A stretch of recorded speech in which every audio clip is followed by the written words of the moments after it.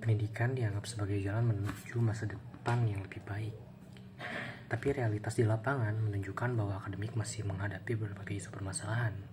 Di antaranya seperti kurikulum yang tidak relevan, birokrasi yang berbelit, masalah kesehatan mental dan praktis senioritas, hingga ketidaksesuaian antara gelar dan lapangan kerja yang ada, sehingga membuat mahasiswa menjadi sulit berkembang.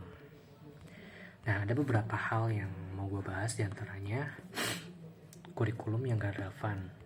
Banyak kurikulum di perguruan tinggi yang masih menekankan pada teori daripada keterampilan taktis atau kemampuan yang sesuai di lapangan. Hal ini membuat mahasiswa kurang siap menghadapi kebutuhan dunia kerja yang dinamis. Karenanya, mahasiswa harus bisa belajar sesuai dengan kebutuhan yang ada di pasar. Kedua, birokrasi yang berbelit. Administrasi kampus yang sering kali rumit dan lambat, urusan seperti pendaftaran, pemberkasan, hingga kelulusan membutuhkan proses yang panjang dan belibet. Hal ini justru membuang waktu dan gak jarang juga menimbulkan konflik. Ketiga, kesehatan mental yang terabaikan. Tekanan akademik, persaingan serta ekspektasi yang tinggi sering memicu stres, kecemasan, bahkan depresi di kalangan mahasiswa.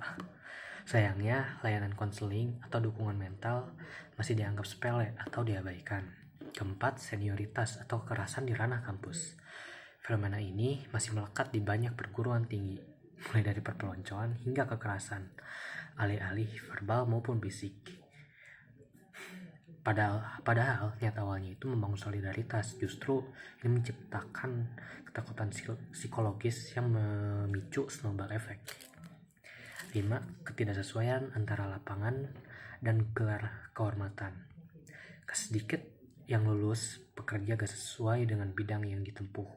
Hal ini terjadi karena terbatasnya lapangan kerja dan ketidaksesuaian studi yang ada, hingga ngebuat banyaknya pengangguran yang berlatar sarjana.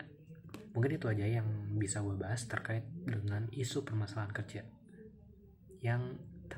Mungkin itu aja yang bisa gue bahas terkait dengan permasalahan di ranah akademik yang ada di kampus.